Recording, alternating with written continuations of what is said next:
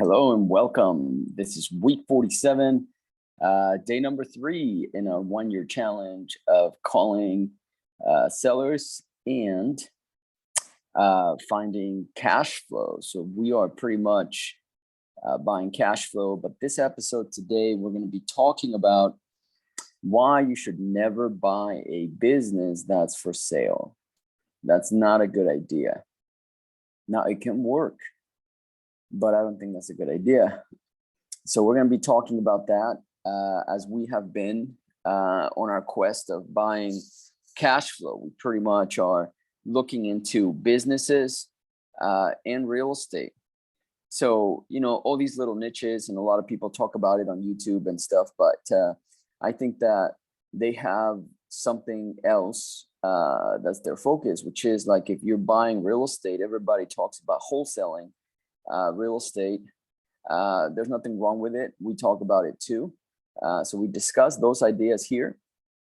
But our primary focus is to work with you because we get a lot of businesses for sale and a lot of real estate for sale. So we can work together. We can either purchase them and run them ourselves, or we can buy them, fix them and flipping, whether it's a house or a business, which includes, of course, commercial real estate, because it's kind of like, I don't know, I have a feeling that people interpret real estate and businesses, you can combine them with commercial real estate, I think. I mean, there are some businesses that have no real estate whatsoever, like an online business. But there's so many businesses out there that live inside a building, a facility, like say a laundromat. So that lives inside a building, and that is real estate. So if you really think about it, we are, of course, looking at the cash flow, the profit, the passive income, the rental income, the retirement income. But there are so many things about that business that it is just more powerful than simply the real estate. Real estate can be, just houses. So when people say real estate, they're mainly talking about houses. Residential real estate. That's probably the bulk of the real estate talk out there. So if you say, real estate marketing, for example, on YouTube, you're going to get everybody just talking about houses and stuff, which, that's most of the information. So you kind of get confused a little bit, but we are not really doing that. What we focus on is cash flow. So we're not really in the real estate business. We're not really in the commercial real estate business. We're not even really in the business flipping business, right? So flipping businesses for cash flow or for a profit, even though we do all those things. But our primary focus is to find and buy passive income, cash flow.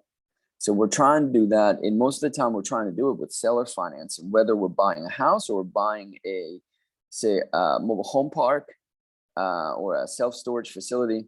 All of that we need financing for, and we would like the seller of a house or a mobile home park to give a seller financing. So that's the easiest thing, and then for the rest of it, we just find people who want to either, capital preserve.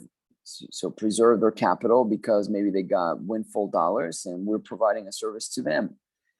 So in either case, I think that we should do business together, you and me, and my partners. So drop a line below. Let me know if you want to learn more about buying real estate, commercial real estate, and businesses so that we can increase our cash flow, which is what I do. Okay, so don't forget to like, subscribe, and share. Hit the notification bell as well. So here's my computer, and what I'm going to start doing now is I'm going to go and call potential sellers of businesses. So here is why you should not buy a business that is for sale. I know that was a little bit of a long introduction, but I'm glad you made it this far. So the reason you shouldn't buy a business that's for sale is because it's already for sale. That's it. When it's for sale, the public can see it. In most deals, and I'm talking in the 90% range, whether that's high 90s, low 90s, I'm not sure. But most deals, most investment opportunities out there that are available to the public, they are already overpriced. They're already overpriced. The best deals never, ever make it that far. The best deals are the minute somebody is seriously considering about selling their business, their house, or their commercial real estate. The minute they actually seriously consider it, and whether that reason is because they are retiring, or they have a problem in their lives, or they have some pain somewhere. So when that happens, if you're not invited to the party, you're left out. So people like brokers, realtors, real estate wholesalers, and all of these different people, that's what we call middlemen. We're not middlemen. We are buyers, and we buy cash flow. Whether the cash flow comes from a business, from a house, or a commercial property, we are the buyers. We're buying cash flow.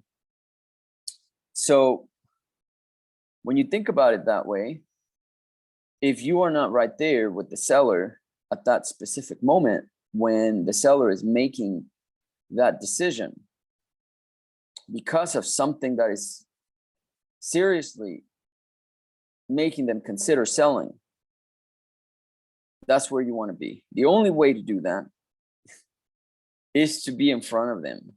And you can be in front of them via phone calls, as I will show you, or via even social media. But the problem with social media is that's public.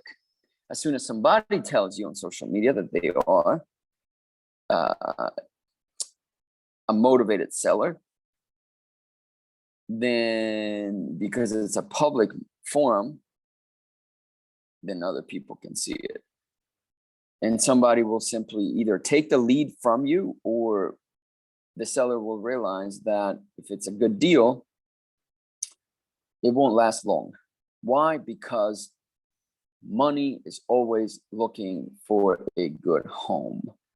And when you really think about that concept, then you realize that money is very fast in exchanging hands.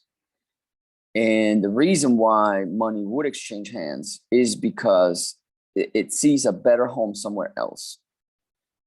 And money will move as fast as possible to find that better home. That is why. So that's why, the seller is going to get hit up by everybody right away, and somebody's going to make a deal, and that thing is going to get sold. That's the long and short of it. So that's why we have to stay in front of them as privately as possible. That's why you won't see me sharing addresses right now. But you will kind of see how it's done, and then I will let you know. Most of the stuff that we do pretty much is cold calling. We cold call a bunch of people, and then the member of our team that is cold calling simply tells me, hey, this person, he might be interested, and then we try to talk to those people, and that's when I get on the phone, and that's the phone calls that I put here online. So you really are kind of getting to see what I was calling yesterday pocket listings. So everybody has heard the term pocket listing, right? And let me make another note here, as I made yesterday. And we're going to talk a lot about pocket listings, because pocket listings are pretty much what we do. We are very good at pocket listings. So good that, I got a call this morning, which I missed it. I'll show you the call actually, from, well, I can't because it shows the phone number. Anyway, it's here on my phone. Let's see if you can see the top one right there. Right there, Karen, right? So Karen, I got that call this morning, and why is she calling me? Because she's looking, and she left me a voicemail, and I texted her back. I said, I'm a little busy. So I said, you need more properties? And she says yes, because she knows I get pocket listings. A lot of people are under the impression that they will call a realtor, and the realtor is the one that has the pocket listings. Most realtors don't have a lot of pocket listings, because see, think about the concept of a pocket listing. A pocket listing, what it is an off-market property. So there's a lot of training out there that says, hey, call realtors. So let's think about this for a minute. A lot of real estate training is kind of a little bit misguided, because they advise people, new investors, hey, call a realtor and ask if they have pocket listings. You're an investor and you're wanting to flip and all this kind of stuff. So do you have any properties? So this is you talking to the realtor. Do you have any properties that you haven't yet listed on the MLS that are going to soon be listed? Listen, why would the agent give you a good deal? Number one, they don't know you. Number two, you have to build a lot of rapport and create a relationship. Number three, how do agents make most of their money? The bigger the price, the higher their commission. So why would they, even if they do give you a pocket listing, do you really think is going to be the real bottom number of a transaction? No, they want it high. They're pricing it appropriately for everybody. So if it is, say, a flip house, right? A house that needs improvement. Think about this. The realtor knows that, let's say, the property, once it's repaired, can sell for, let's say, $100,000, just to make numbers easy. I know that's way below the average retail price, right? But let's just say it is $100,000 once it's fixed up, but it needs a new kitchen, new bathrooms, and a new roof, right? So the realtor knows that that house cannot be retailed at 100,000 because it needs those big 4 components, so it's 4 because I'm assuming it's a 2-bathroom home. So 2 bathrooms, 1 kitchen, 1 roof. Those are big items, big expenses for the home. So if that home needs that, the realtor already accounts, so what the realtor does is they take $100,000, so 100% minus repairs. This is real good. I mean, I hope you guys are getting this. But so say you're a real estate wholesaler, right? The formula, after repair value, and then from there you start subtracting. So realtors do the same thing. They'll say, okay, $100,000 minus repairs minus my I guess whatever my guess might be of what I want somebody to make, right? Like, because they know they have to flip or sell it to a flipper. And then that is the price. So typically, let's say that's going to be, let's say 20% in all the big 4 items we described. So you're paying, listen, $80,000 for that, because the realtor expects you to be able to have enough money to cover that. that is completely not a good deal. Now, if you are a real estate investor, you know that you take $100,000, then you multiply that by 70%. That's in a good market, like an actual market that is not competitive.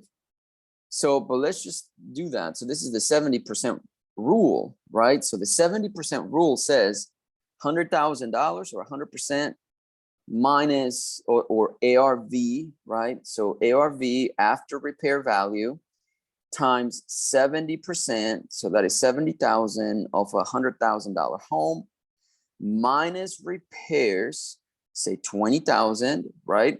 So that puts us at about 50,000 minus my wholesale fee. Let's say your wholesale fee is $5,000. So you'd have to get that property to be a good deal for $45,000 or 45 cents on the dollar. A realtor will never give you that property ever. Because if such realtor found that property, believe me, they will want to make more than that, way more. So they will sell it to a newbie investor, that's for sure, but an experienced investor will not really deal with that kind of stuff. So that's what I'm saying. It's very, very important to know what a pocket listing is. A pocket listing is not what you think. So in this channel, what you're going to learn is what we do to actually get pocket listings. And then if we are just, if we don't see it, if we can't find in our network somebody who, you know, first of all, the hierarchy that we implement is, if it's not a good deal for us, then we'll pass it to our immediate network, right? And if it's not a good deal for them, or they don't like the area or whatever, then we'll expand the network. And then if we can't find anyone in that network, then we'll give that pocket listing to a realtor or a business broker. If it's a house, a realtor. If it's a business, it's going to be, of course, a business broker. And then they will say to somebody, hey, I got a pocket listing. So there's so many middlemen in between. It's kind of ridiculous. So you are really learning from the trenches here, what it's done. And it's very boring. You're going to say, oh, this is not exciting. It's boring. It's probably a waste of your time. But we get deals all the time. And this is how we get them, because we get the sellers right at the moment when they are thinking about selling. With that being said, I hope you see the value in these videos.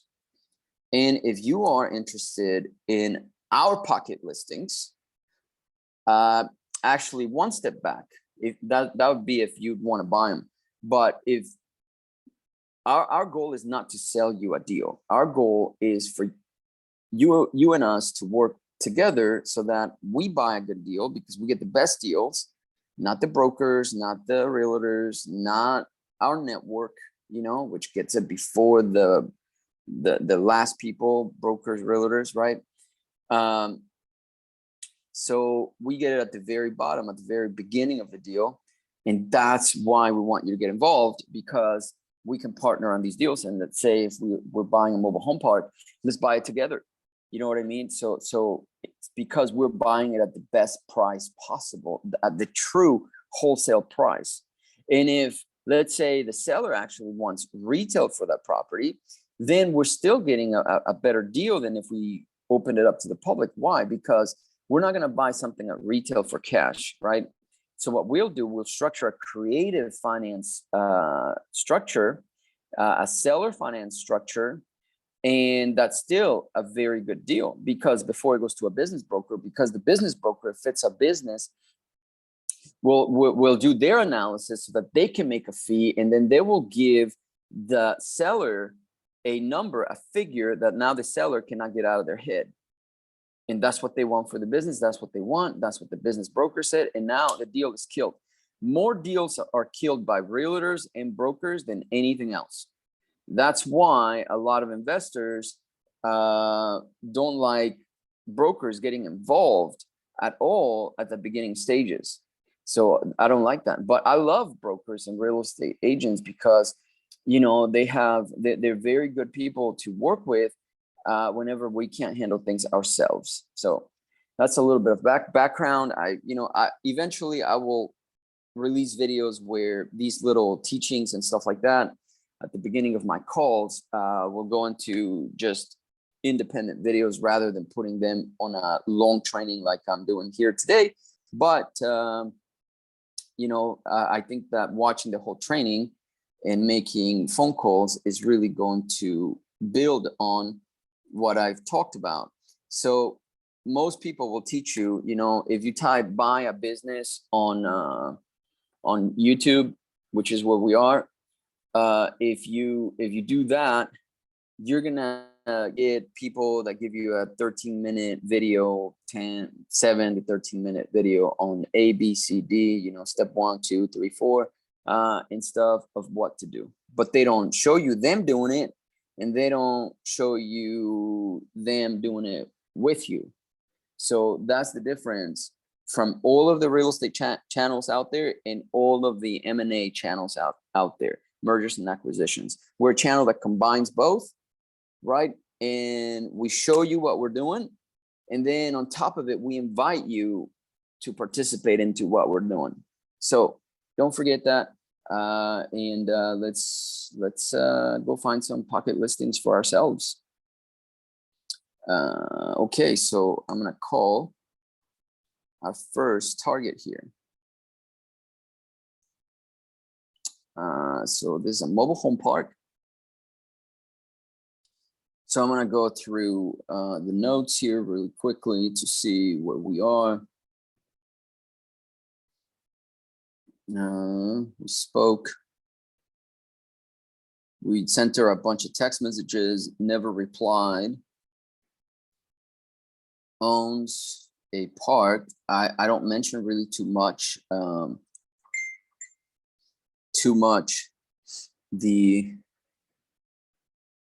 me see.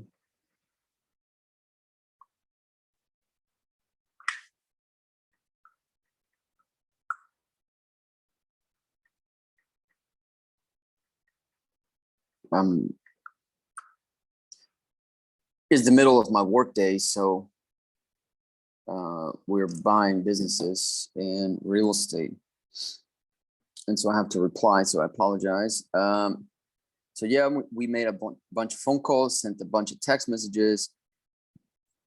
No reply. Current phone. I see it there. 6238. Okay.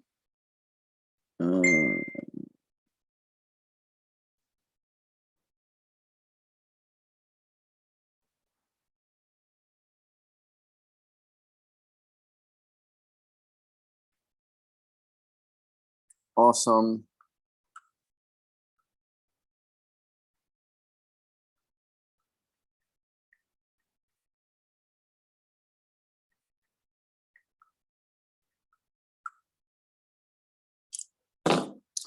Okay. So the one ending in 38. Okay, so let's call. Owner.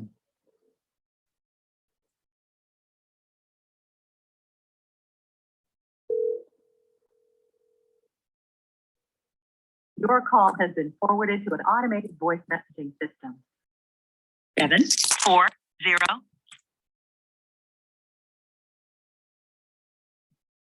is not available. At the tone, please record your message. When you've finished recording, you may hang up or press 1 for more options. Hello, Don. This is Ben. I was following up. I'm a fellow park owner.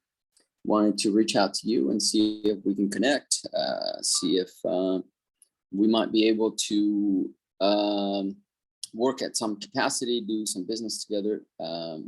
If you can, give me a call back. The phone number to reach me back at is going to be a message. If you wouldn't mind calling me back, I'd appreciate that, and talk to you soon. Bye-bye now.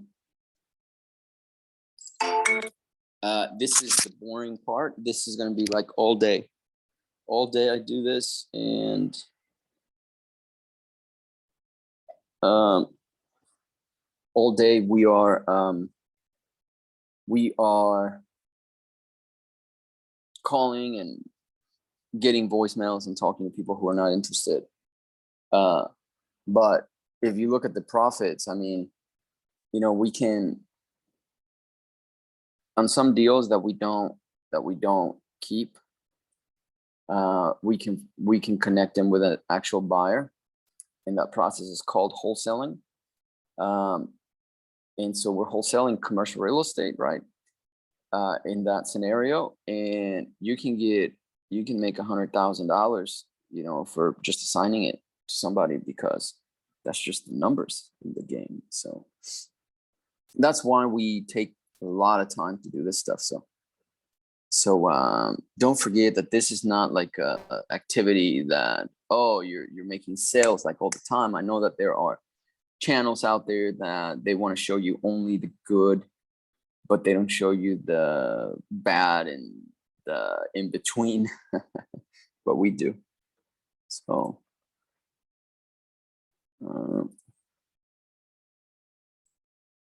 so I want to go and call someone else now. Jack.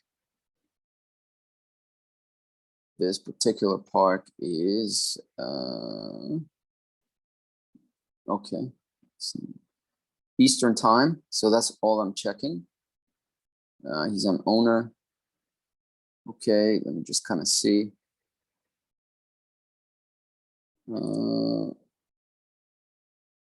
So we've been texting, we've received no answer, we've called, no answer.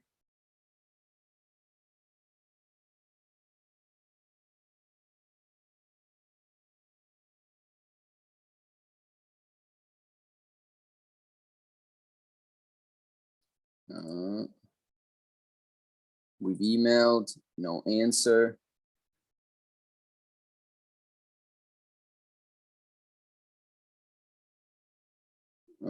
Okay.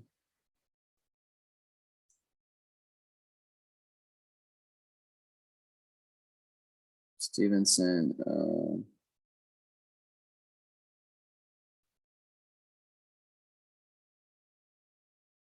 Okay, so there's no hasn't been any type of movement here. So let's go through the calls here. Speak to Jack.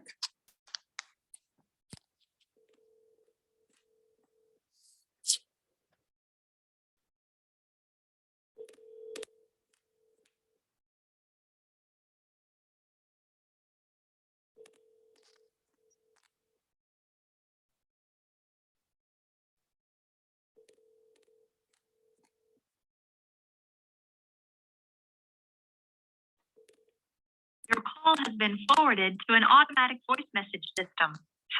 5-4. Okay, let's see if we can leave a message. Available at this time. At the tone, please record your message. When you have finished recording, you may hang up or press 1 for more options. Hey, Jack, this is Ben Marks. Just calling you back about trying to connect about your park that you own in Virginia, and wanting to see if we could maybe have a conversation. I'd be interested in seeing if you might, you know, what your plans are for the park. Perhaps we can take it over at some point. Let me know if you've thought about, you know, what you're going to do with it. So the phone number to reach me back on is 831.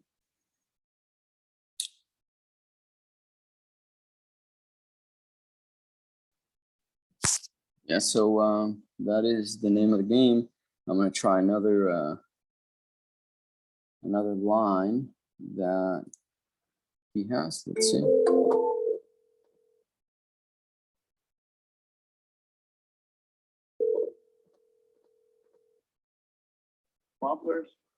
Yes, hello, Jack. How are you? This is Ben. Ben, who?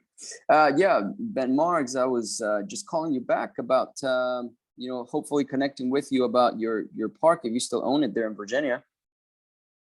Oh yeah, I have it. Yeah, you still have it. How's it doing? Is it doing good? What are you just trying to find out your plans for it? That's doing real good. Okay. What are your plans for it? What do you think you're gonna do here in the next few years? Oh, I'm planning on keeping it for right now. Okay. Okay, keeping it. Good cash flow, I assume. Yeah, it does real good. Yeah. Mm-hmm. Yeah. Is that the only cash flowing asset you have? I didn't catch that. Is that the only park you have? Yeah. Now we got two parks. They're doing, very good. Okay. Well, if you ever think about selling them, we'd be happy to kind of come in and we typically pay 25,000 to 30,000 per occupied lot. So That's way too low. it's way too low. We're more like 560 up here. Oh, really? Okay.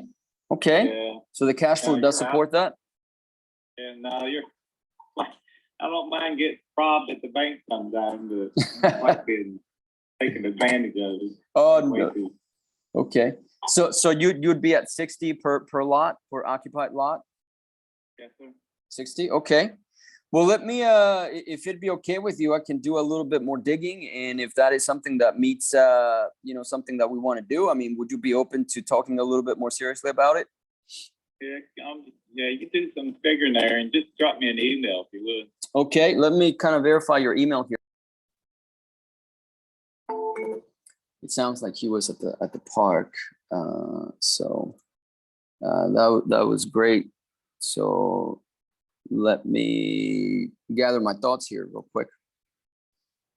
So that was a very good conversation.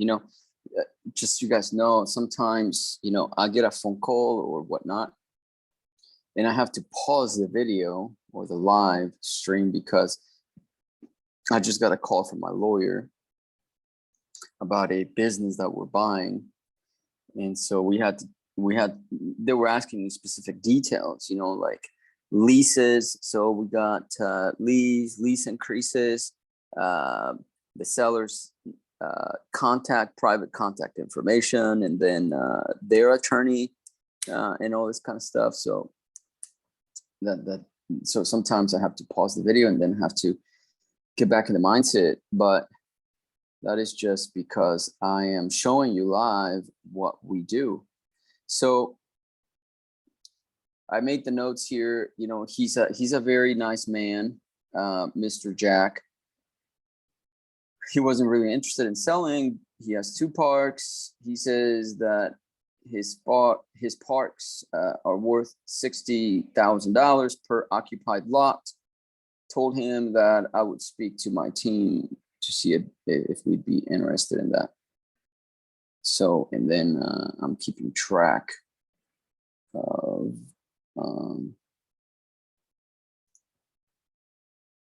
this. Yeah, Jack. Okay, so he's all taken care of. I'm going to do a follow-up with him next week. And let me see if I can do a task. Add a task. Speak with the president of our company about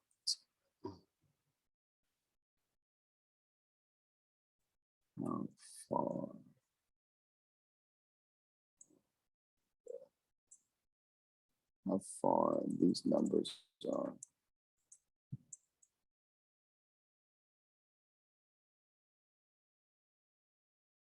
Create a task. Date is going to be today is, so I will. Okay.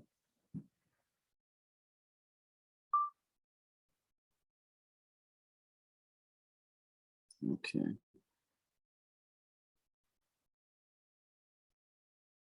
Like right there, I just got I just got a call. So I've got to switch. So we were just going over a contract. And for this business, I'm telling you that we're buying. I can't disclose what kind of business it is because of different things. I will disclose the address or the industry once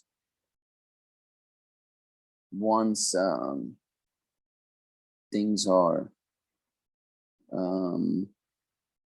a little bit far into the future, so that there's no risk of putting information out on a public forum where people can easily find it.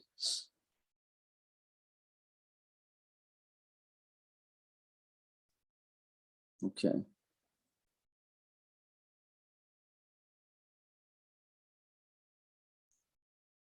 Okay, so that's great. So yeah, so we're done with Mr. Brock. I'm sorry, Mr. Jack.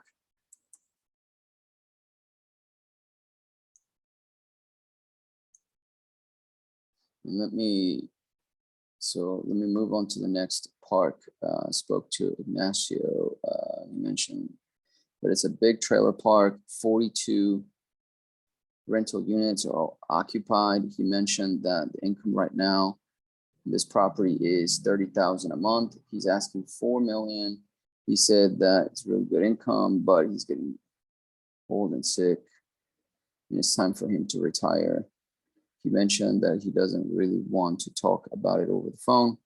Give him a call any time with an offer ready. Okay. Let me do the math. So if he's got 42, so he wants 4 million, and he's got 42 rental units. He wants 95,000 for. Are you kidding me? Let me see here.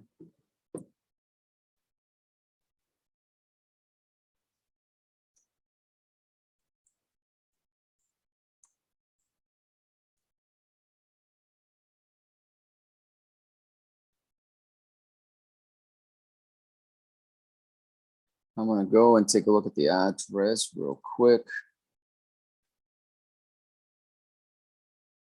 This is in Florida, okay.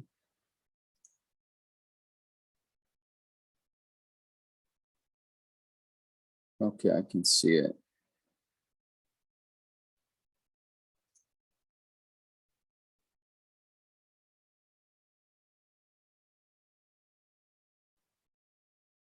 Yeah, that's way high.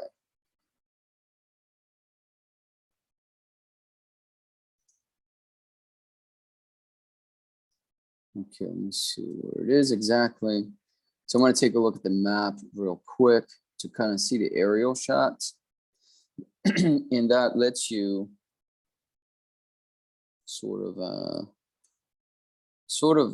look at the overall property and gives you an idea of the type of trailers that are on there. See, I see a lot of rust on a lot of them. So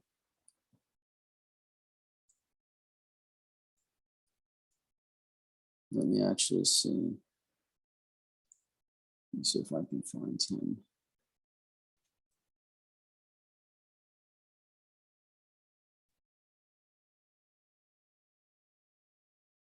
Okay. I'm going to search for him. He's not in our database.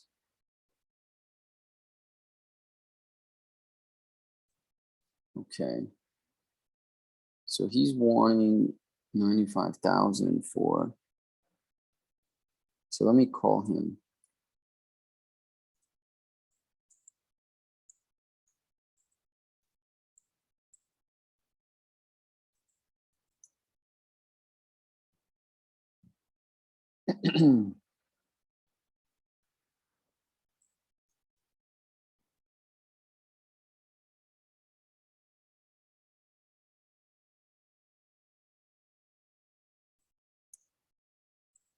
Okay, so I'll come back to that.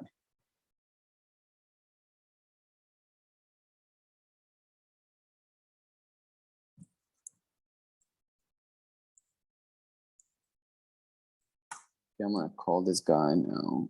Let me see the inbox here. Sold.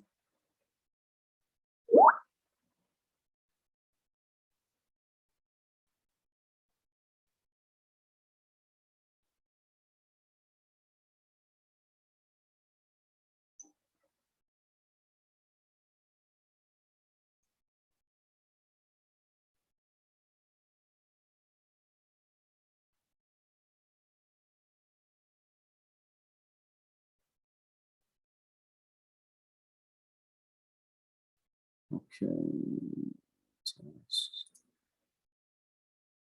Okay, hot. Okay.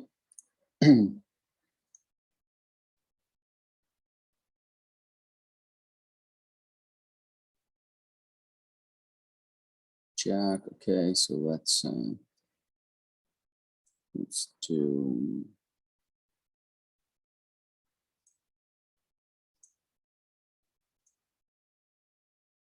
William.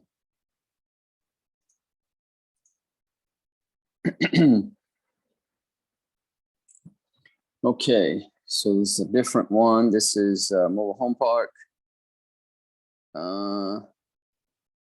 Eddie is the one to talk to.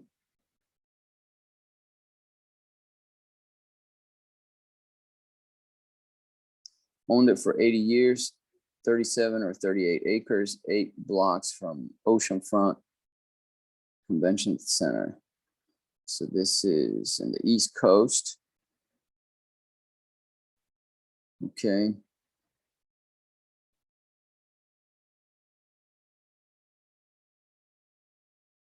William's name is Jason. Okay.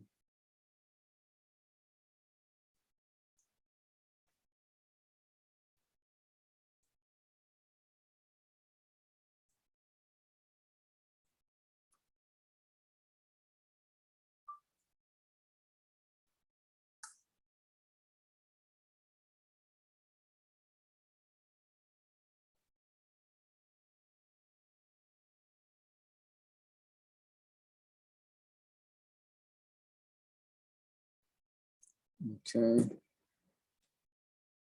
99. So I'm going to add this.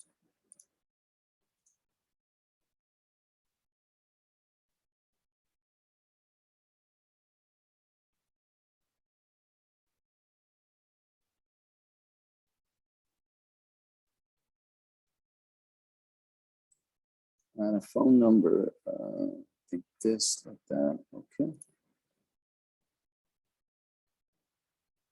Okay. So this was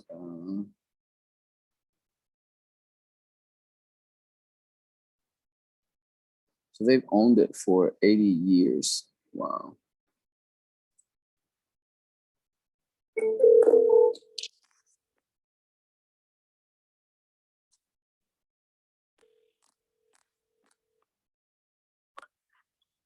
Yeah, hello Eddie. How are you? This is Ben. How you doing? Oh, doing great. I was just calling you back. Me and my associates have been speaking to Jason, and he gave us your phone number. We were just trying to see if you know what your plans were. Trying to connect with you about your plans for your park in Virginia. Yeah. Who are you with? Who are you with? The name. She's gotten older now. She's 81, and my uncle and everybody's getting older in the family. So we are looking to probably sell the property. And Okay. but you probably have to look at this particular piece as a redevelopment more so than a mobile home park. Oh, why is that? Why do you think that? Well, we're about 8 blocks from the Atlantic Ocean in the resort area, where the boardwalk and the Atlantic Ocean is, and we're at about 100 feet from the new $68 million sports facility they built right across the street from us. and we're about 800 feet from the convention center. If you want to look it up on Google Earth, look up. Yeah, if you go on to Google Earth, you'll see where we're located. Okay. And like I said, we're only about 800 or 900 feet from the front door of the convention center. And so that's a new convention. Well, it's not exactly brand new, but it's about 12 years old, probably 13 years old. And back then it was about a $250 million project. Oh, wow. Yeah, and what would y'all look at? Y'all looking at as a park or? We're primarily focused on just increasing our portfolio with mobile homes, parks, that kind of thing. That's our play. But it is interesting, to look at it as a redevelopment. If that was on the table, I mean, what do you think? What do you think would be the best and highest use for the property? Well, right now you can build about 530 units on the property, like with its current zoning the way it is now, and that's like townhouse units and so on like that, or whatever you want to build extra unit count. But we're currently working on with the city, and behind the scenes we're working right now on getting an increase in the density up to about 2,500 units. Okay. And haven't made that official yet, but we're working behind the scenes a little bit to see where the city stance is on that. And but that's where it is now. But as a park, we get about 240 spaces. I think it's about 240, and we got a little motel up at the front. It's got about 25 rooms that my grandpa had built in the 1950s. Okay. And they're can you do this? On one of them good to me, but yeah, that's well. What do you think? What would y'all do with it? What do y'all used to do? These parks go in there and just run them as they are? Do y'all renovate them, or what do y'all normally would do?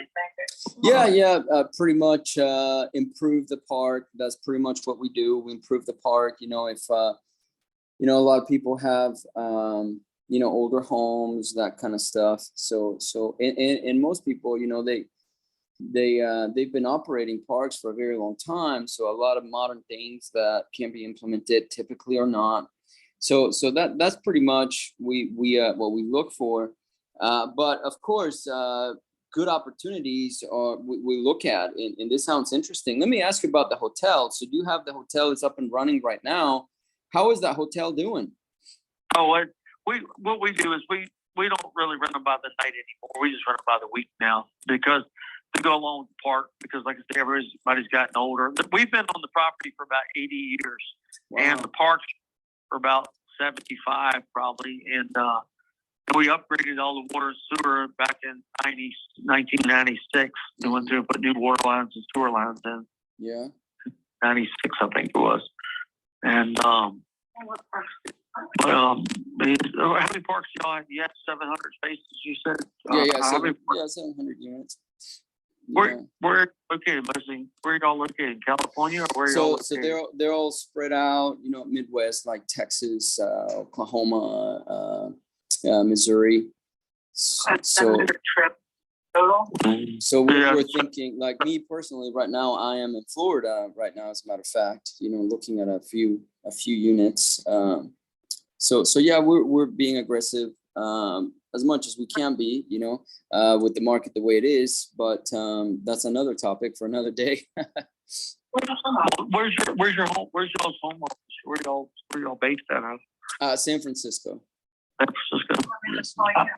Okay, so we get calls all. My wife's in here. She's just curious. But I'll be honest with you. That's what she. We get calls maybe once a week or at least once a week on the park. So many people try to buy the trailer park all the time. We just never have bought or sold anything yet. But now that my mom's gotten older, my Uncle Jerry, 3 owners on the property, and my Uncle Jerry's 73, I think, and one of the younger, my aunt died, and so her son had inherited her part. So, but it's I guess it's gonna be time to move on. But if you're interested in it, like I say, Our rent down here now are about 850, 900, about 900 a month. We're going up next month. I think they're not. We don't own any of the trailers. All we do is rent the spaces, and your water and sewer is included in the it's going soon to be $900 a month. Okay. The way for water and sewer is included in that. Okay. Okay. So if we were to purchase, and you know, we'd be serious about it, because I know you get a lot of calls, and a lot of those guys, they're definitely, you know, just trying to you know, call as many people as possible, and a lot of times, you know, they don't even end up buying them. They just want to go and lock it up and then you know, wholesale it or whatever they call it nowadays. But if we were to seriously consider this, what do you guys have a price in mind? No, we've always told everyone that we talked to about it, you know, to make our offer, let them make our offer. And, you know, if you want to just shoot me an email with a number that you got in your head before you go through, or text or something, email's easier. But, you know, what you got on your mind,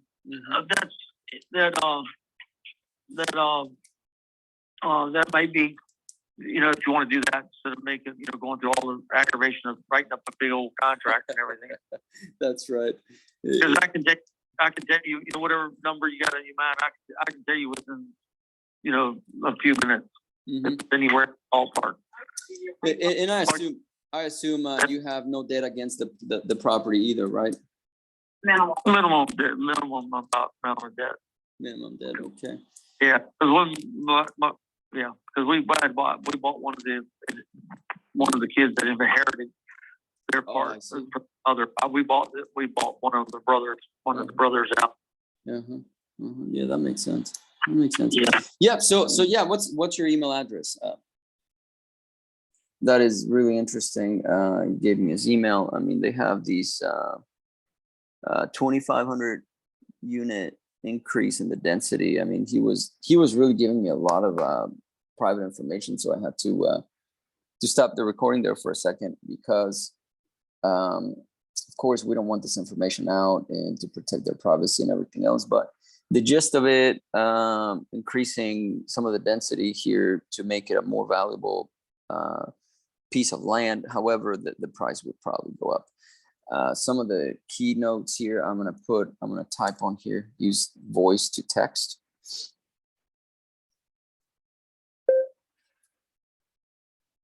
So I spoke to Mr. Eddie, again, very nice man, period. Park has been in his family for 80 years and is prime real estate. So they are looking at rezoning it right now to increase the density and take it from 531 units to about 2,500 units. So they've been working behind the scenes to negotiate that with the city, and of course, the price would go up once they do the rezone change. But the gist of it, he believes that as it sits right now, it's not the highest and best use, because he thinks that there should be apartments or hotels or other mixed buildings, period, new paragraph. But as of right now, he is renting the units out for $900 a month. In addition to that, he has a small hotel that he rents weekly per room. Period, new paragraph. So this is an interesting project, but it's I believe out of what we are looking for.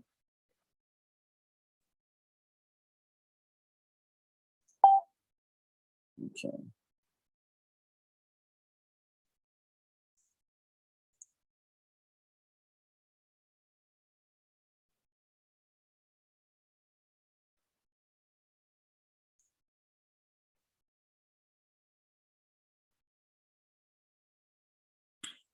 Okay, so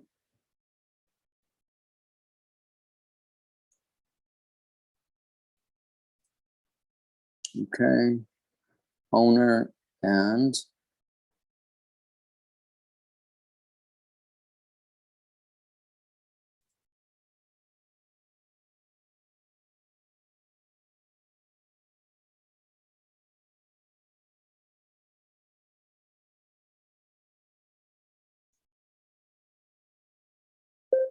the bottom line is they will definitely sell, but they're treating this as a higher and better use than the current zoning.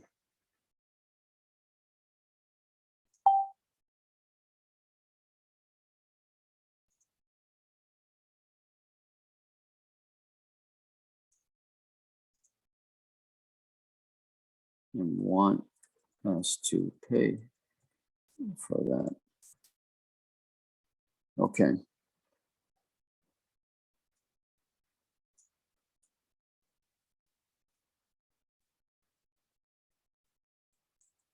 Okay.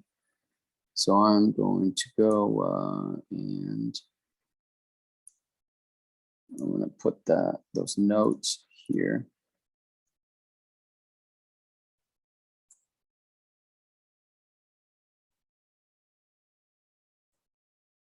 Cold.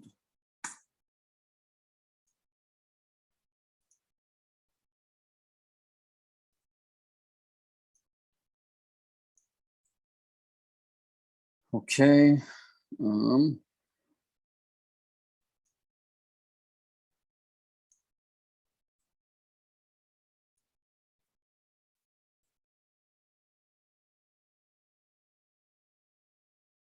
So anyway, this actually shows you how people think in the background. So this is how deals are pretty much found, and this is exactly what I was talking about before. These are pocket listings. These are true pocket listings because you're seeing how people think about their projects and their properties.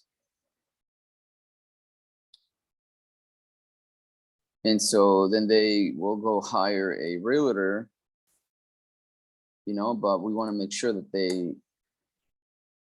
can avoid all that. So if they give us a good deal, so it might be a good deal for somebody else. It's just, you know, we don't want to go and build something. We're buying cash flow, right? So, and so if he says that the cash flow is going to be better as a different use, you know, it's just, it's more work than we want to do. Let's just put it that way.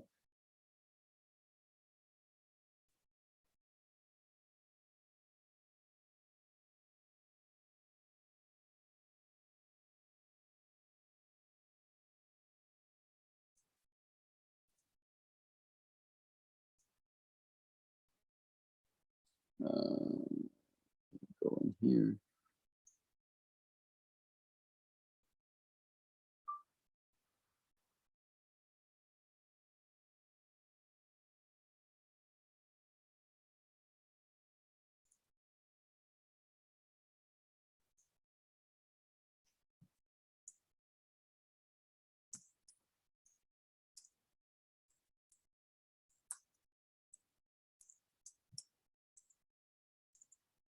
This is, so I'm emailing him.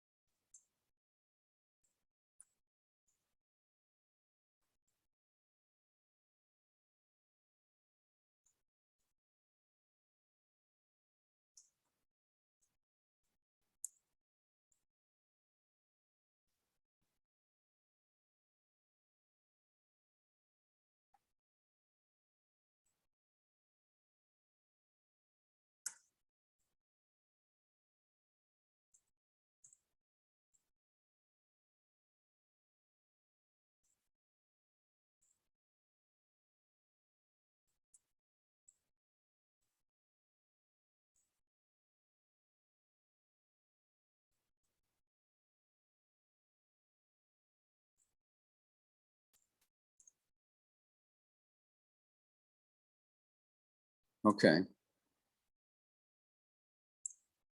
Great. Okay, so we keep moving along, and now we'll call somebody. What's her name? Judith. Judith. Not interested in selling right now. That was March this year. So let me.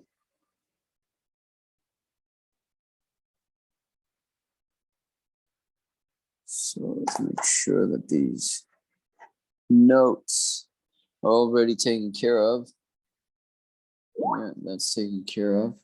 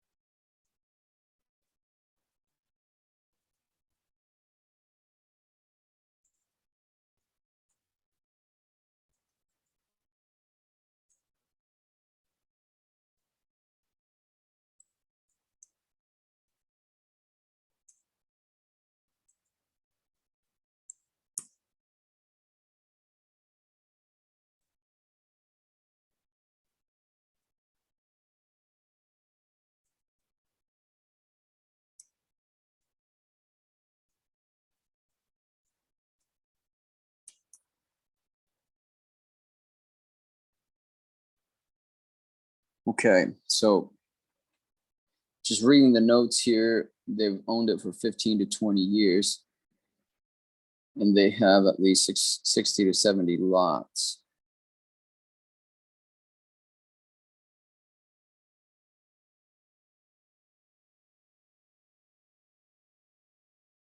And this is the East Coast. Okay. Let me see, Judith. Let me call her. Let me see what I can do.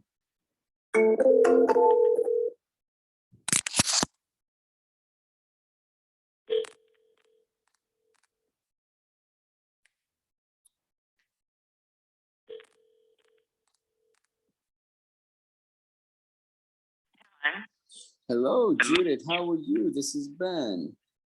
I'm doing good. Oh, good. Good to hear. I was just calling you back about your park. I'm a fellow park owner and wanted to just chat to see about your plans for your park. We're not going to sell. Oh, you're gonna keep it. Mm-hmm. I understand. I understand. Yeah, those are good investments. Yeah, they are. Yeah. How long have you owned yours? Gosh, well, I can probably. I'm just guessing about 25 years. Oh wow, 25 years. Yeah, that's a while. That's a while. Mm-hmm. Yeah, and it's the only one you have? Yes. Uh-huh. Yeah, I understand. We turned a farm into that. Well, part of it, not all of it, but part of it. Oh, so part of farmland into that. Mm-hmm. Mm-hmm. Oh, okay. So you guys used to have a farm as well? Mm-hmm. Yeah. Mm-hmm. I guess that business has been very difficult, right, for a lot of farmers. Yeah. Yeah. Yeah, no, the mobile home park business is good. We've had a chance to sell it. I don't know how many times. I bet you get a lot of phone calls. Yeah. A lot of people want it. A lot of people want it. Yeah, but you're not willing to let it go. No, we've been offered 3 and 3. Okay. uh-huh. And that still wouldn't even move the needle for you guys? Right. How many units do you guys have? Just curious. Say 70 or a little better. Okay. But that could be more than that. I mean, one man said that he would put I believe he said 100. Have 100. He would have 100. Okay. What he meant, added on to, plus 30, be Plus 30. 100. Mhm. Yeah, so he would take it from 70 to 100. Yeah. Yeah. And he could go more if he wanted to, I guess. So what's so you guys still have farmland, I assume? Well, I'm now to that farm. It's they a little bit, not much left of it. It's woods, not all of it, but some of it. That man was doing by what was left and what he could put, besides the woods. Mm-hmm. Okay. Would the permits be easy to add an additional 30 or what? I don't know. Oh, well, that's been about 3 years ago. 3 that years one. ago. He was from Florida, That's in Florida. and he had That's bought. where I am. I'm in Florida. Yeah, and he bought 2, and he was gonna purchase ours at that time. At that time. And anyway. So it sounds like you were kind of entertaining the idea as well. Well, no, what you said, a good investment. That's what he said. He said that was the best investment that you could ever make. Yeah, that's right. That's right. And he's right. he said, I don't blame y'all. I don't know where I'd sell it or not. Is it just you now, or your husband still with you? Both of us. Both of you guys. Oh, good. But anyway, we decided to leave it to our grandchildren. Oh man, that is great. And how many do you have? I'm curious. Two of them. Mm-hmm. I have 4 kids, 3 girls and a boy. And we were, my boy is significantly older than my daughters, because when we had him, I was in the Navy. So between deployments and everything else, it was just kind of a little bit difficult there for a while. But we started having more kids after I left active duty. Then I got into reserves, and so I remained in reserves since 2009 to just last year. I just recently got out of reserves. So yeah, but young grown family. Yeah. Well, we're not gonna sell it. We live in good, so it ain't no use to sell it. Give the Uncle Sam his part. Uncle Sam always needs money, Yeah. But it's foolish, so we just don't keep it. Yeah. No, I understand. Well, if anything changes, it doesn't sound like it, so I do understand that. Judith, you keep my number. It'd also be good maybe just to connect. But okay. I'm always here. My name is Ben. The last name is Marks. So I thank you for your time. Thank you so much. Thank you. Bye-bye. Thank you. Bye-bye.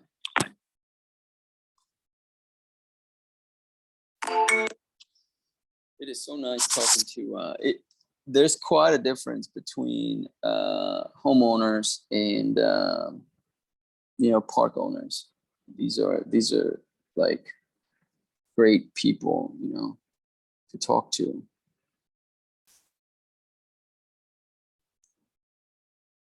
So what I'm gonna do on this, I'm gonna call her back in 6 months, and I'm gonna say, Judith, I know you want to leave it to your kids, but you can also leave them money. So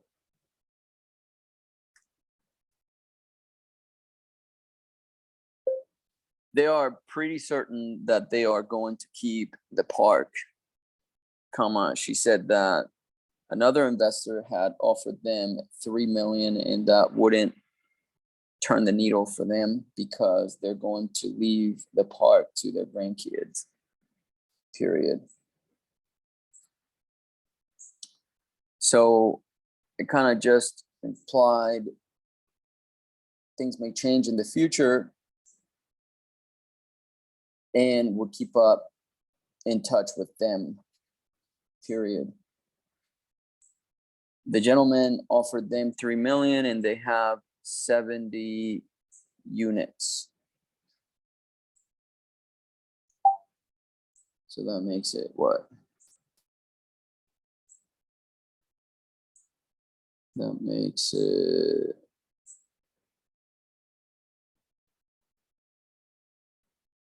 trust. So 3 million divided by 70 units. That's 42. That's not bad.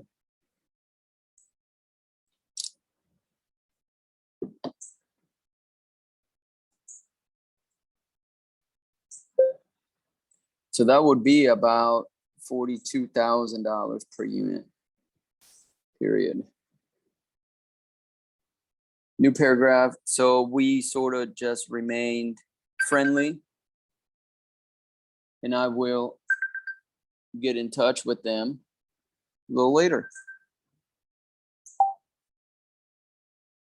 We have actually been calling all day. We're doing, so today we are up to 4 hours. This is condensed, but we are 4 hours getting in conversations, talking to partners and everything else. So today we are 4 hours into this live training on how to do this, how to find businesses for sale and stuff. So today we are focusing, and we will continue to focus on mobile home parks. So let me get here real quick.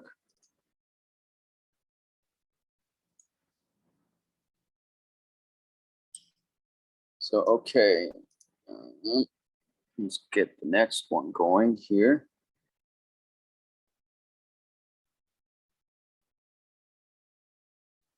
Any interest in selling your park? No. Fellow park owner, there's really no.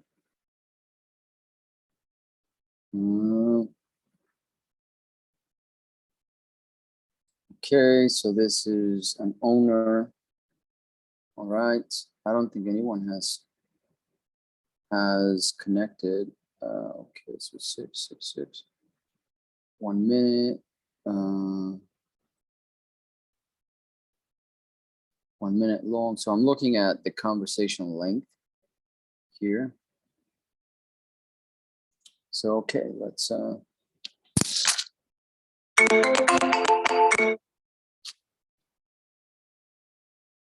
invalid or blocked. Okay.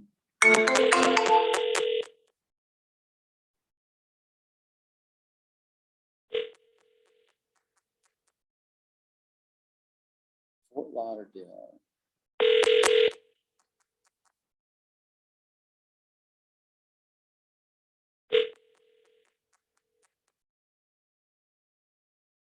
Hello, we are not available now. Please call again. Thank you for your call. Memory full. So I can't leave a voicemail.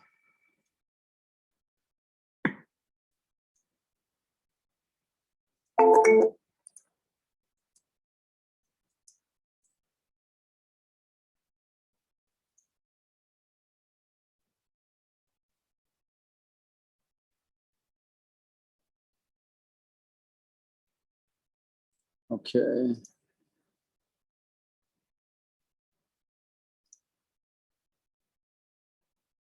So I'm going to set a task here.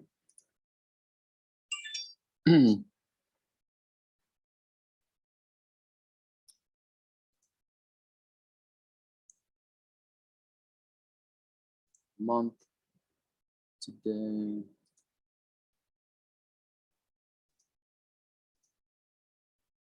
Okay.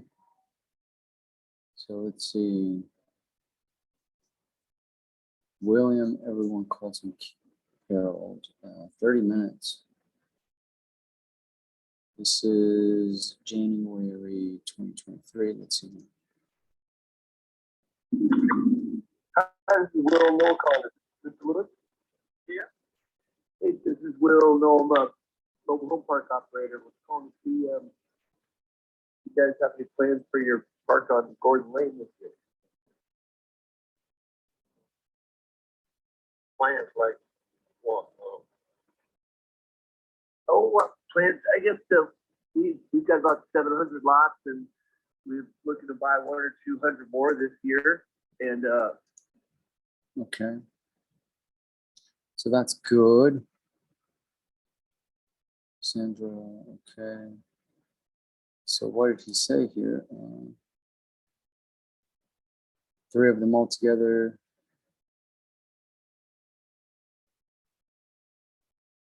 Harold,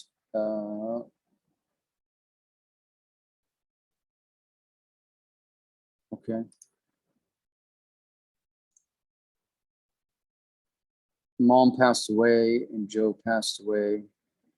He has son.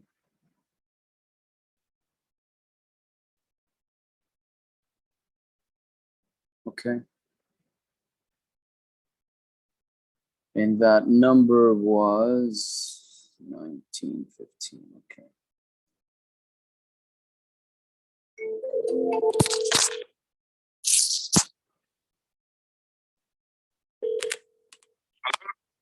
Yeah, hello, Harold. How are you? This is Ben.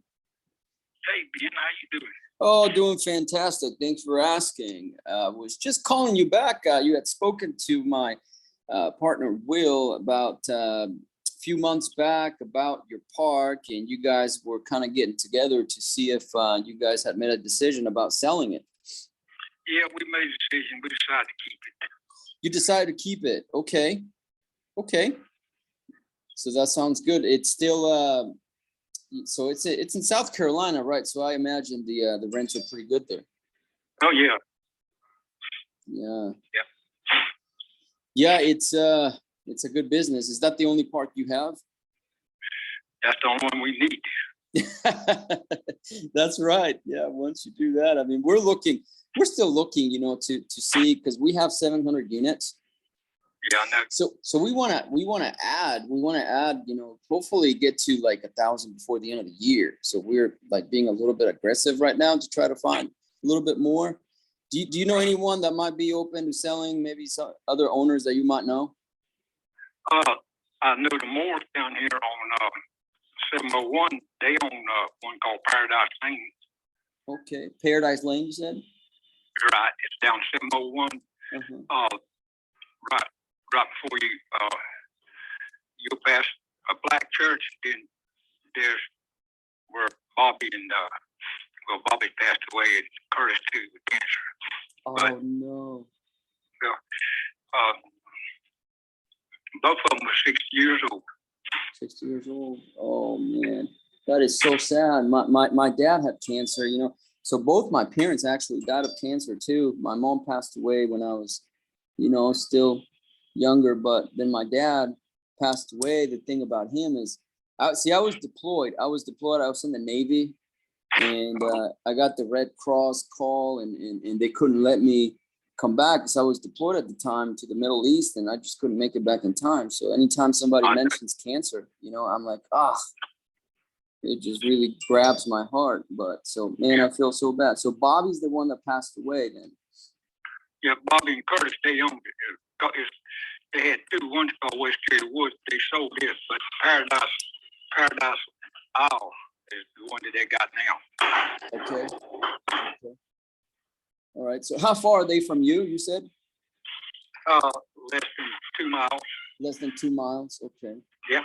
Oh, do you by chance happen to have like their phone number or anything like that?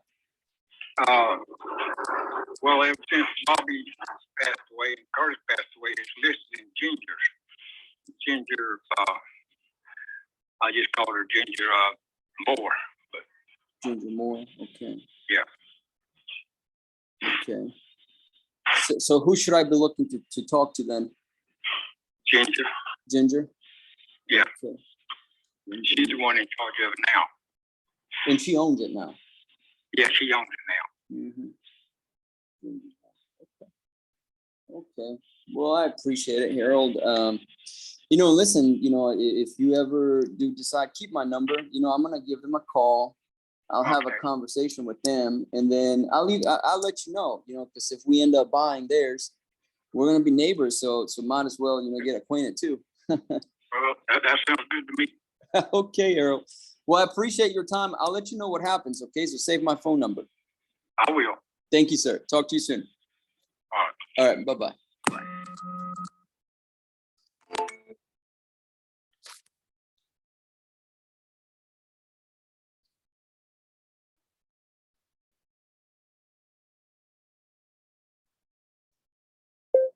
So I knew that he wasn't gonna sell because he told me so. So I just said, hey, we're trying to get from 700 units to hopefully 1,000 before the end of the year. Do you know anyone that might be interested in selling? Question mark. And he gave me a good lead.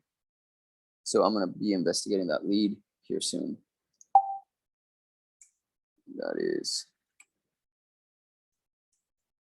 paradigm.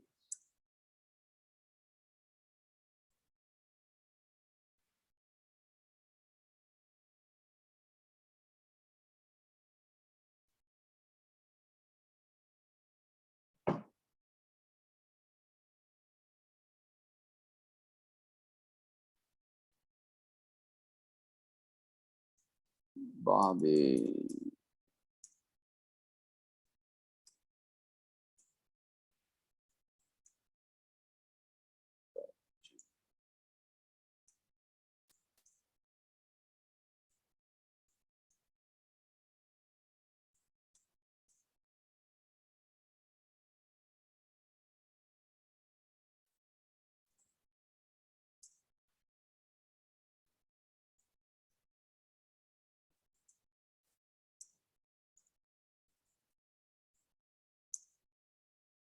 Okay.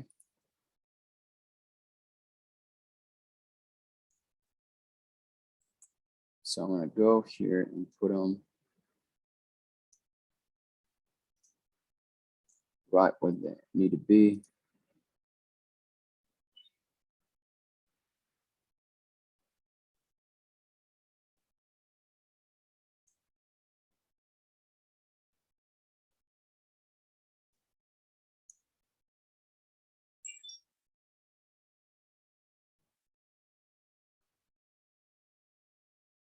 Okay.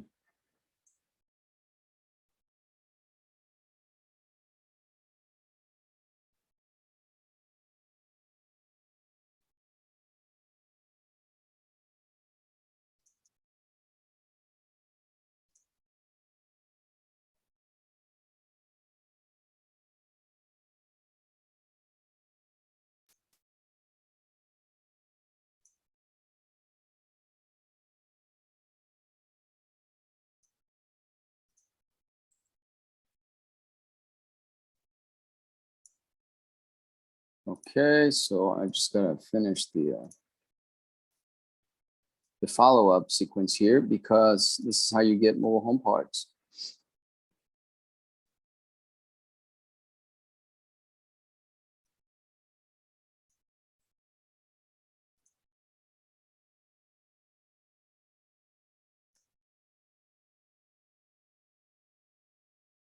And continue, okay.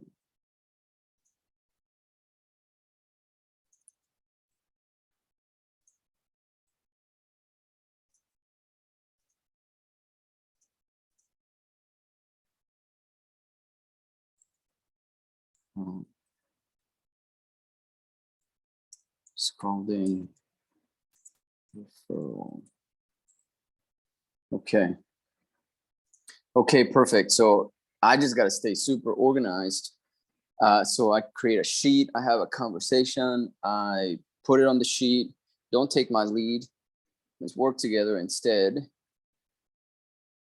And we will be successful that way. So I made those things there. Notes and more notes. So I got to get me a new sheet.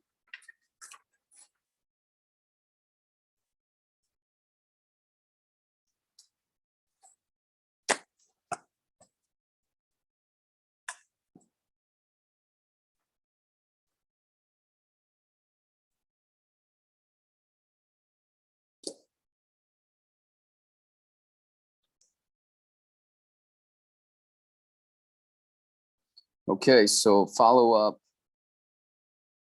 here. Follow up and task for tomorrow.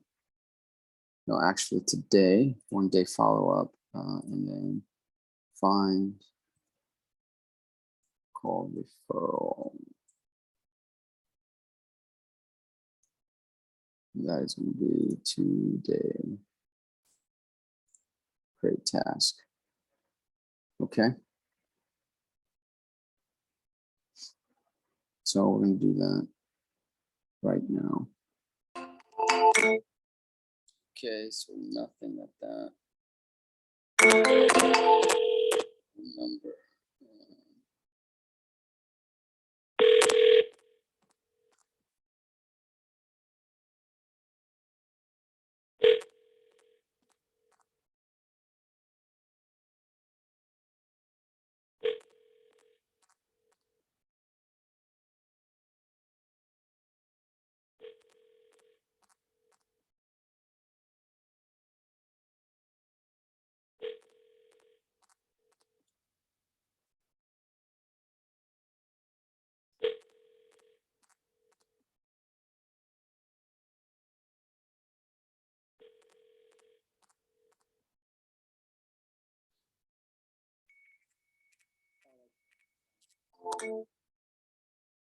Bad number, okay.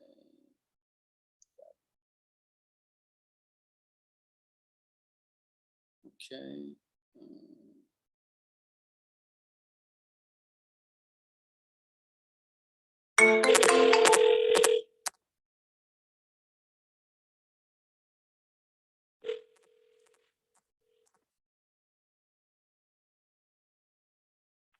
Johnson Law Firm, how can I help you? Yes, I was looking for Mr. William, please. He is not in the office. He's already gone for the day. Oh, he's gone for the day. Is there any way to reach him on his cell? I was calling him back. We had a conversation about real estate. So he owns a mobile home park, and we have been going back and forth. But I tried calling the other number I had, but it's not working. Okay, I can't give out his personal cell phone number, but you Okay, can no send him an email. problem. No problem. I can leave a message. Can you give it to him, please?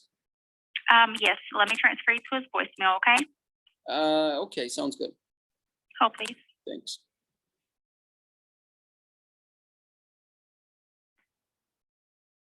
Hi, you've reached Attorney Will John. Detailed message up to 2 minutes. I will return your phone call as quickly as possible. Thank you. Okay, so I just left him a voicemail.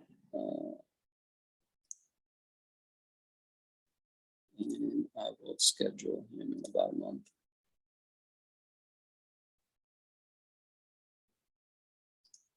Okay.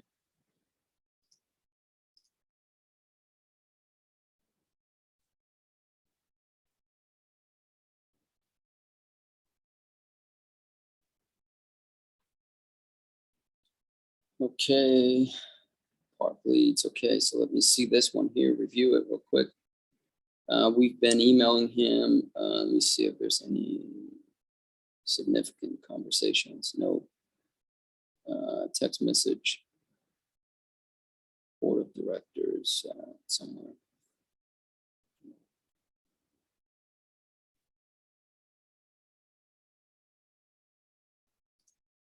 Combine.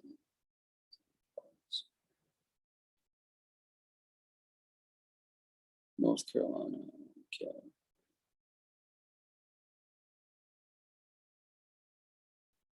Okay, so I see here.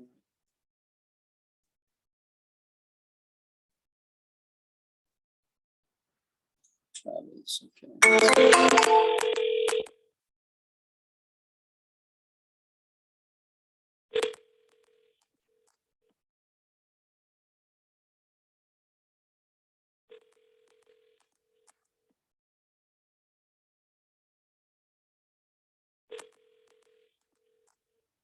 The tone, please leave a message for 1-8.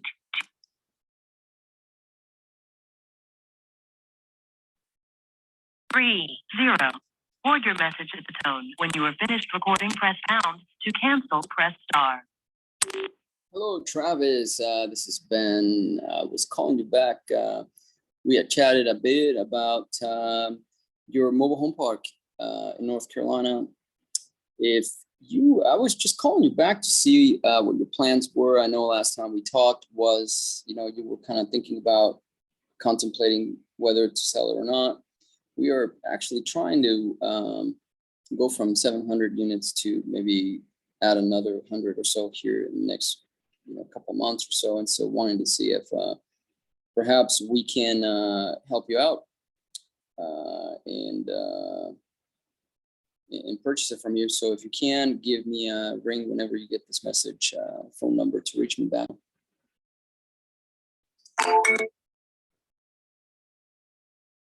Okay, so let's keep going here. So I called, let me see the next line here.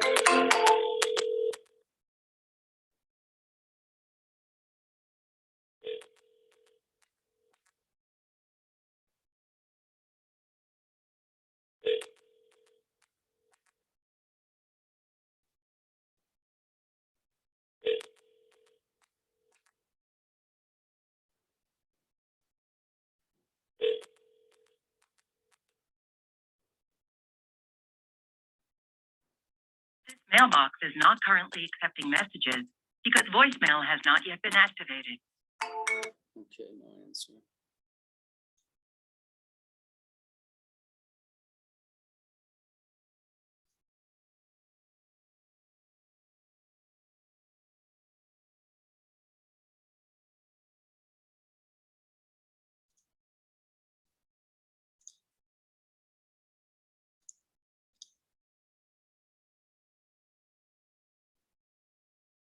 Okay.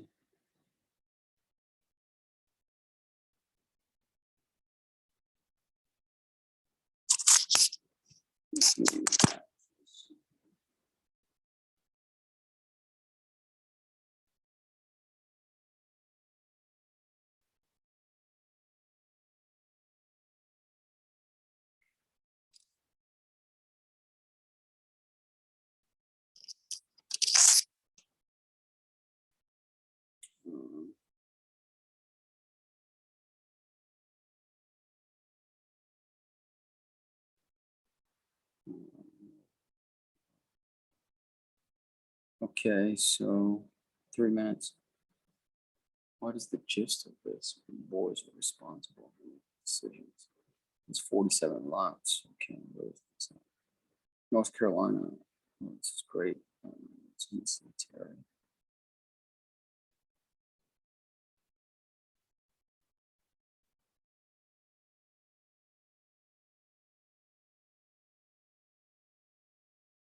Hmm.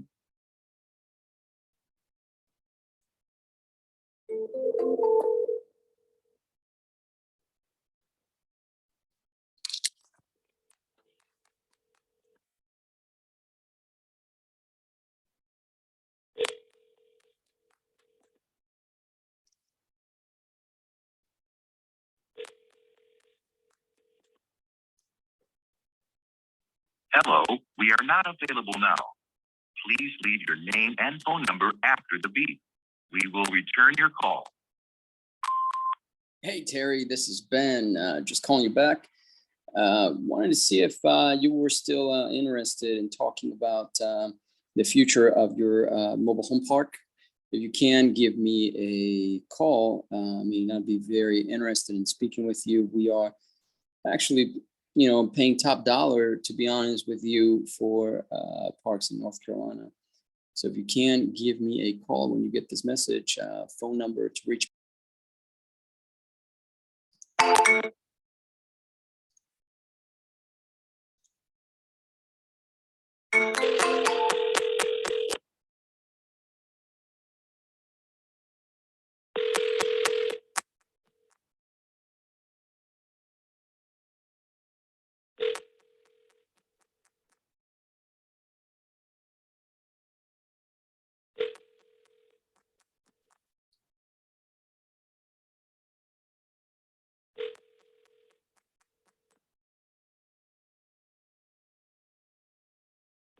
Your call has been forwarded to an automated.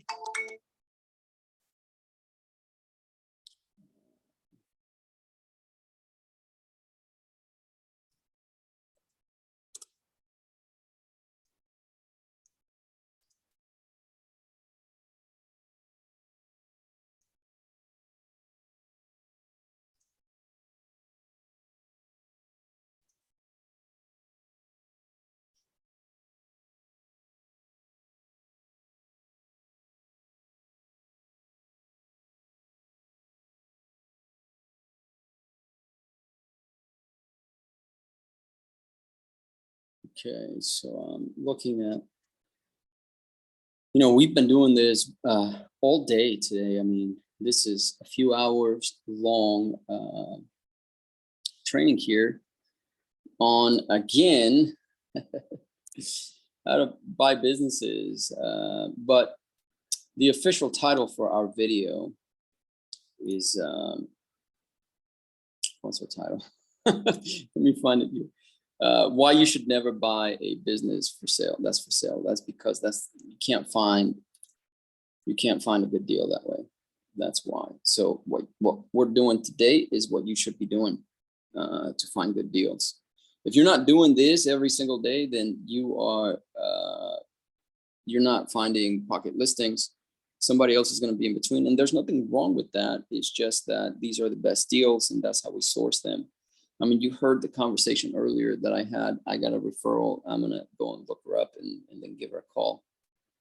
But I just want to go through all these calls here for the sake of the video. So,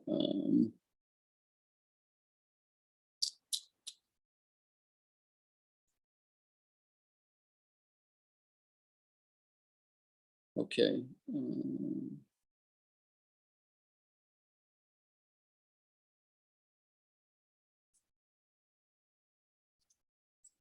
Okay, so let's go on to the next one here.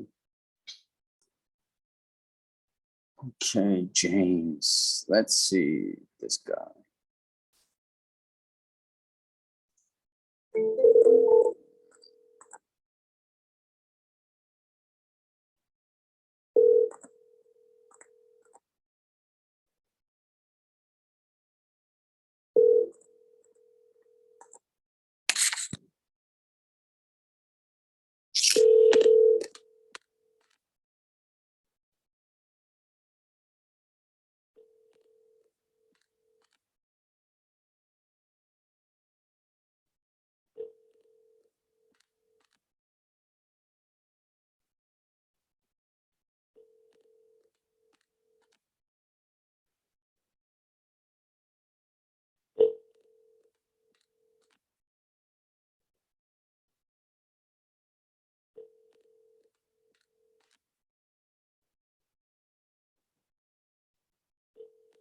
Okay, no answer.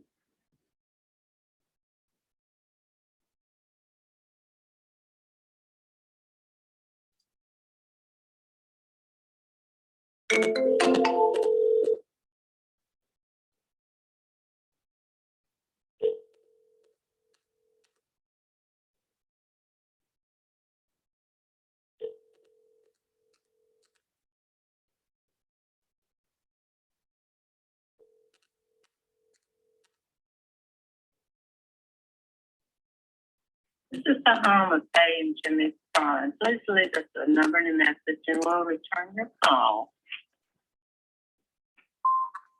Hello, Mrs. Sterling. This is Ben. We spoke a few weeks back about your park in North Carolina. So if you can give me a call back, the phone number to reach me back on is going to be trying to figure out what your future plans are for the park and take it from there. Thank you so much. I'll talk to you soon. Bye-bye now. Okay,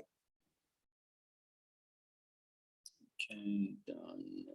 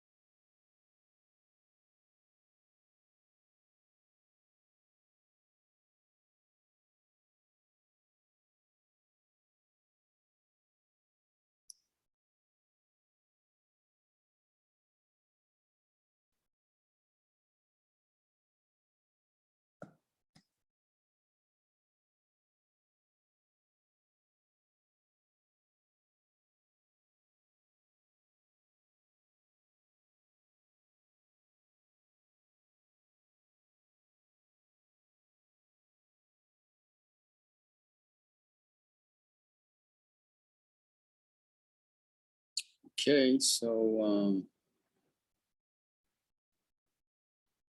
let's go on to the next one here. I'm just looking at the call logs. We've made a ton of phone calls.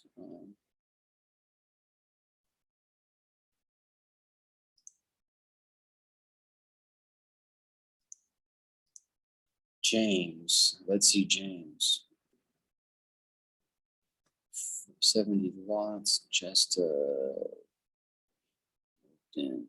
homes, 70 lots, okay.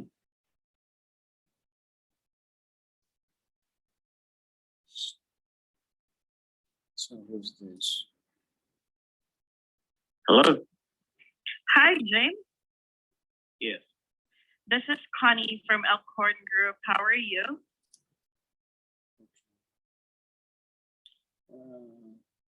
Manage it by himself. Lot rent is $300 a month. Not on city, it's electric. Directly below the roads, asphalt. Currently considering 10 million. We need to be. Park produces good money. Also has another parking to 17 units. So this is North Carolina. Okay.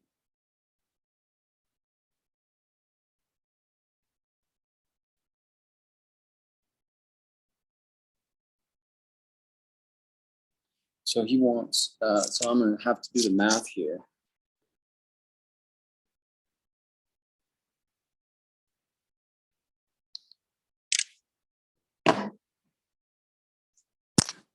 Okay, I'm gonna have to do the math here.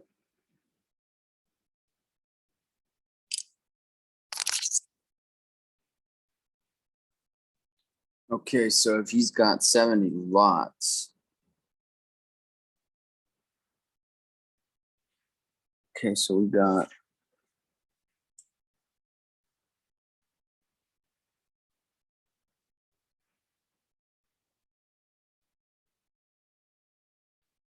So 300. He's got 70 lots. No, you want 10 million.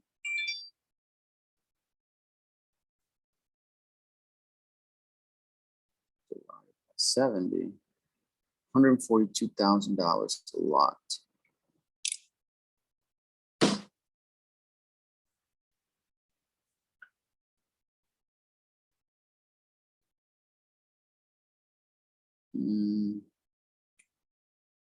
Lot rent is $300 a month.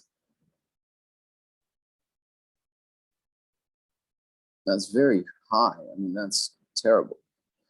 Okay, let's see here.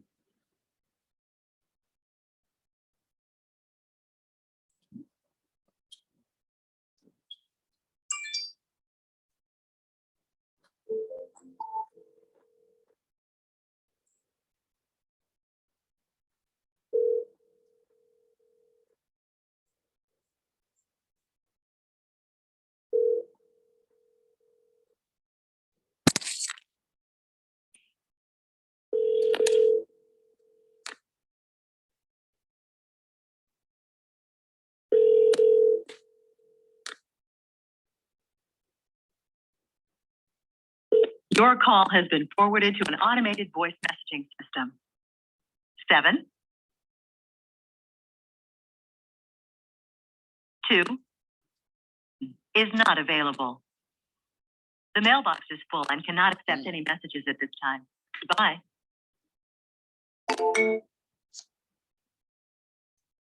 Sir. Mailbox is full.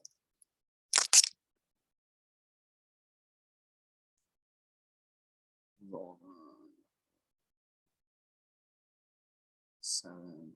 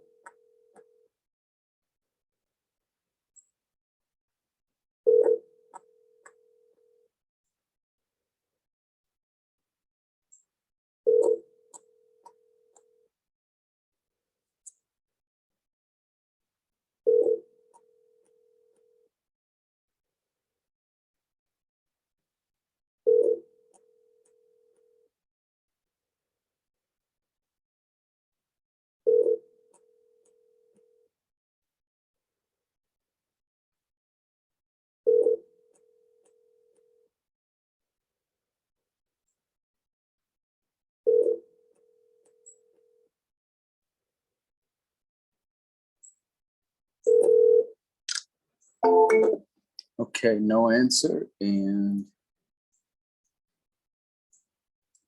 no way to leave voicemail.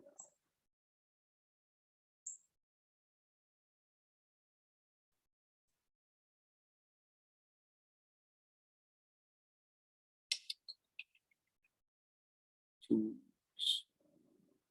Let's do a month. Follow up in a month. Okay, so we're gonna go call more people here.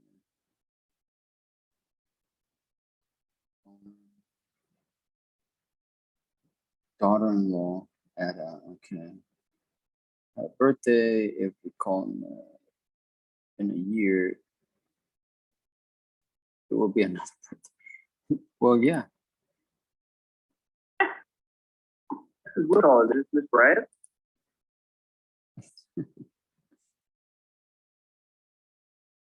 She built it with her husband, or she's going to keep managing it,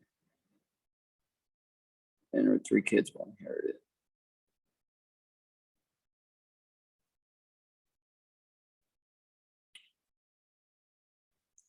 She's a bit old and kind of, we spoke about 57 to 60 lots, people who have lived there for a long time, 17 acres of land. Good. Hello?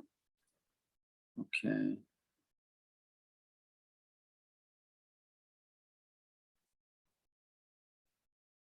Okay, let me see here.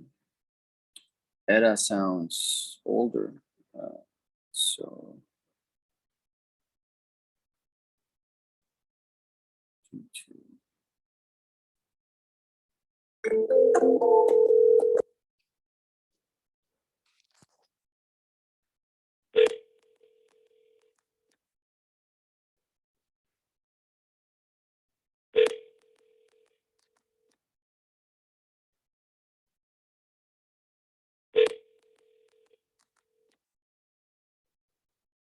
Hello, we are not available now. Please leave your name.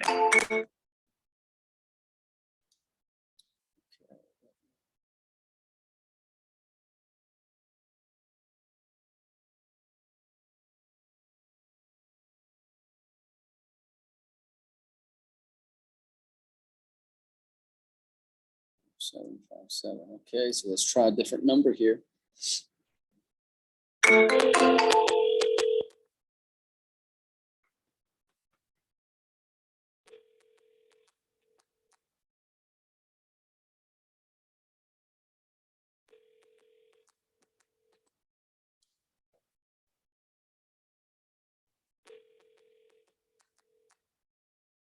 Your call has been forwarded to an automatic voice message system. 9.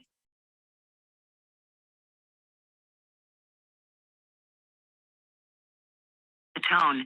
Please record your message. When you have finished recording, you may hang up or press 1 for more options. Hello, Etta. This is Ben. I was just calling you back about your future plans. We had talked about your park in Folkway Marina. So if you can give me a call whenever you get this message, phone number is 831.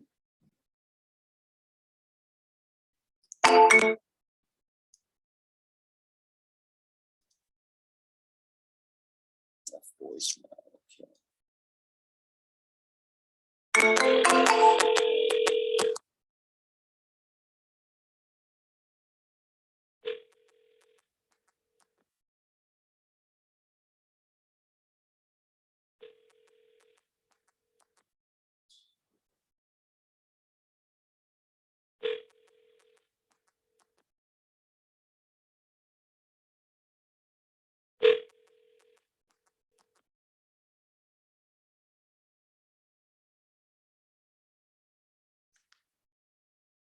Please leave your message for 919.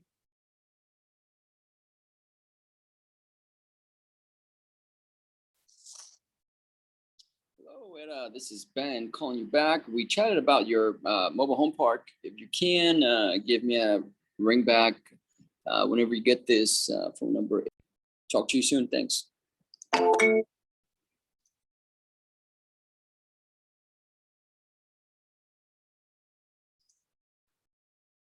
Follow up in a month.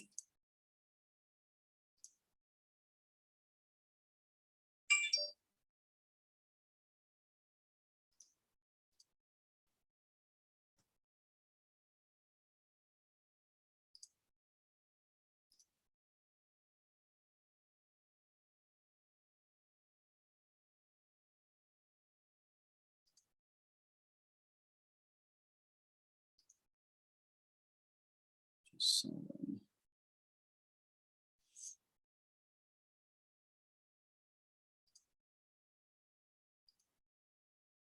okay, let's see here. So just going to think about it. So who's this? Hello? This is Martin, this is Will, Noel call.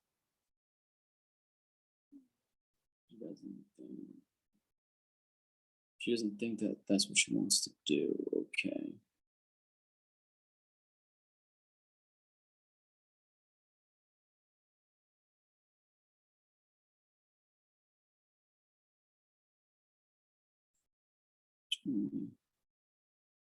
Okay, Judith.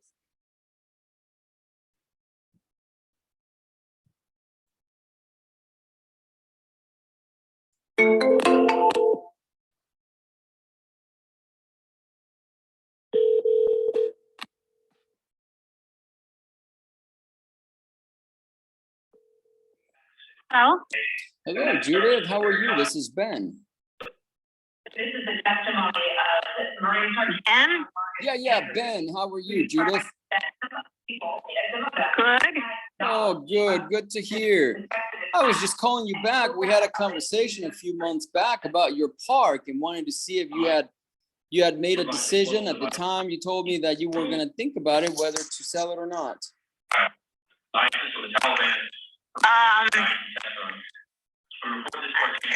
No, we're not interested in selling now. Okay, no, I appreciate that. It's probably been a good park for you guys, giving you good cash flow.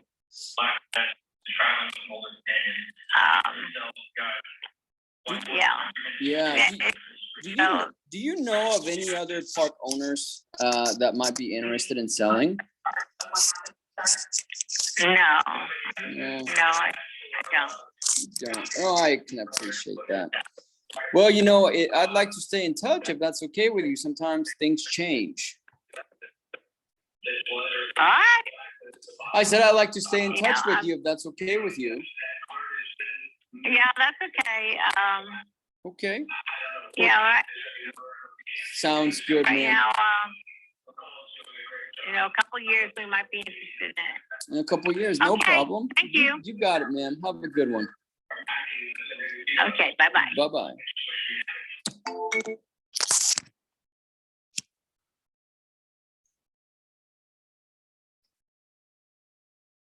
Okay. Lots of noise in the background, but I did have a good, fast conversation with her. She said they're not interested in selling and she wanted to get off the phone. I managed to keep her on the phone and got a commitment from her that I'm going to be calling on them until they make a decision. LOL.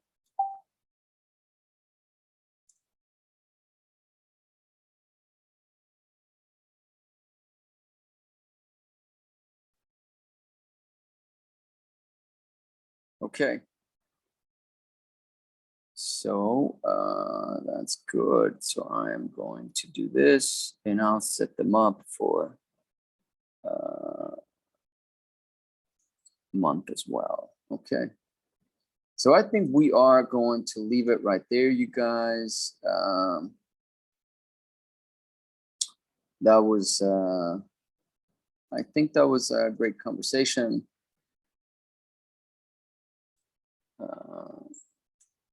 Let me log the notes here real quick. Okay.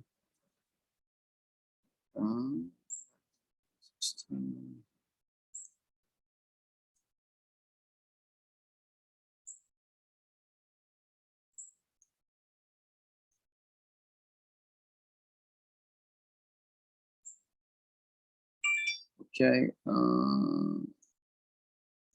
Let me see where the park is located. So this park is.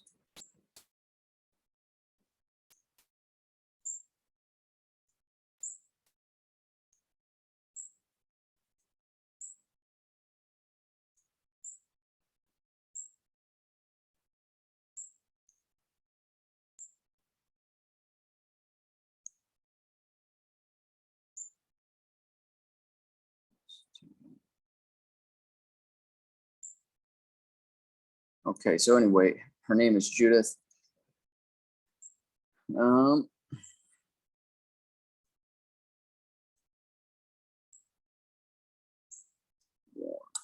Okay. So that's great now. So there we go. We got it done today. We're gonna go and this is a lot more difficult. As you can tell, houses, we can go through them and get contracts all the time. You can go through my other videos, but you know, pocket listings. We're looking for pocket listings all the time. So this is how to get pocket listings right here. I have a commitment from her in 2 years. So we're gonna be checking in. Thank you so much. I hope you guys got a lot of value from this. I know you did because this is not taught anywhere and I'm putting it for free for you guys. So take advantage of it. Reach out if you want to do this with us. You let me know. Information is below. I mean, most people will not go through this whole video, and so they're going to miss a lot of gems in the video. But I recommend that you go through the video and you just kind of, you know, look at what we're doing. Some things you can fast forward or whatever, but I recommend not fast forwarding anything because this is like solid gold here. So if you want to get involved and you know you're looking to buy a business, you know, and you're looking for a business for sale, I mean, we do this all the time. Not only us, but our team does this. So we have pocket listings for businesses and for residential, commercial real estate. So let us know, and we'll talk to you next time. Bye-bye now.